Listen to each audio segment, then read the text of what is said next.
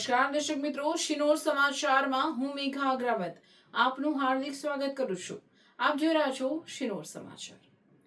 શિનોર તાલુકાના સાદલી ગામે unity March અંતર્ગત સરદાર ગાથા કાર્યક્રમનું આયોજન કરવામાં આવ્યું હતું, જેમાં રક્ષા મંત્રી રાજનાથસિંહ, ઉત્તરાખંડના મુખ્યમંત્રી પુષ્કરસિંહ ધામી સહિત ભાજપના અનેક દિગ્ગજ નેતાઓ ઉપસ્થિત રહ્યા હતા। ભારતના અખંડ સ્વરૂપના શિલ્પી, રાષ્ટ્રીય એકતા અને અડગ સંકલ્પના પ્રતીક લોહ પુરુષ સરદાર વલ્લભભાઈ પટેલની 150મી જન્મ જયંતિ નિમિત્તે કરમસદથી સ્ટેચ્યુ ઓફ યુનિટી સુધી રાષ્ટ્રીય પદયાત્રાનું આયોજન કરવામાં આવ્યું છે। આ રાષ્ટ્રીય પદયાત્રા આજરોજ કુંવરજી બાવળિયાની આગેવાની હેઠળ શિનોર તાલુકાના ટિમ્બરવા ગામે પહોંચી હતી।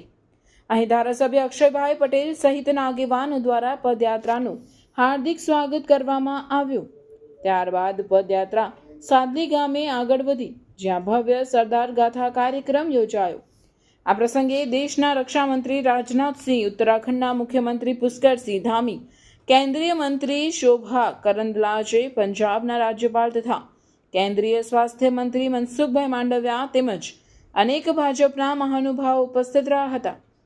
અતિથિ આગેવાનો દ્વારા સરદાર પટેલના જીવન તેમજ રાષ્ટ્ર નિર્માણના અદમ્ય યોગદાન અને દેશની એકતા માટે કરેલા અવિસ્મરણીય કાર્યને યાદ કરવામાં આવ્યું।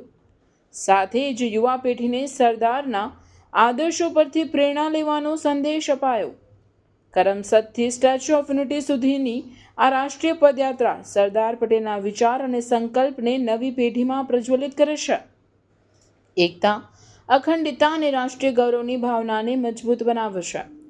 गुजरात तो हमेशा से अच्छा है। आज गुजरात मॉडल की चर्चा पूरे देश में, दुनिया में हो रही है, लेकिन ये जो सरदार पटेल साहब का योगदान था पूरे देश की रियासतों को एक करने में, भारत को उसको देश के इतिहास में उस प्रकार से दर्शाया नहीं गया। इस प्रकार से जो जिन लोगों ने देश के अंदर 60 वर्षों तक शासन किया उनको दर्शाना चाहिए।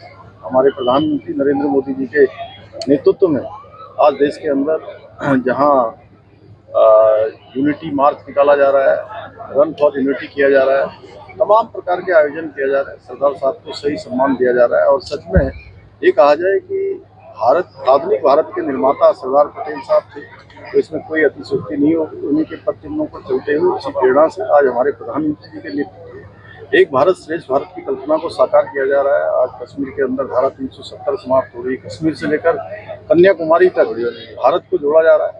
उत्तराखंड राज्य के अंदर हम एक भारत श्रेष्ठ भारत की कल्पना को लेकर कि भारत मजबूत रहे, देश के अंदर रहने वाले लोगों के लिए, सबके लिए एक समान कानून, हमने समान नागरिक संहिता का कानून प्रधानमंत्री श्री नरेंद्र मोदी जी की प्रेरणा से उनके मार्गदर्शन से लागू कर दिया। सर, आप यात्रा में जुड़े, आप भी कुछ चले हो, किस तरह देख रहे थे, किस तरह लोगों बहुत अद्भुत एक दृश्य था। लोगों में बहुत उत्साह है, उमंग है, लोग यात्रा से जुड़ रहे हैं और सरदार साहब के किए हुए काम हमारी नौजवान पीढ़ी को आज विरासत में मिल रहे हैं, उनको स्मरण हो रहे हैं। उनके कामों से प्रेरित होकर राष्ट्रभक्ति के क्षेत्र में हमारे नौजवान हर क्षेत्रों में आगे बढ़कर काम करें। रिपोर्टर संजय खत्री, शिनोर समाचार न्यूज, शिनोर।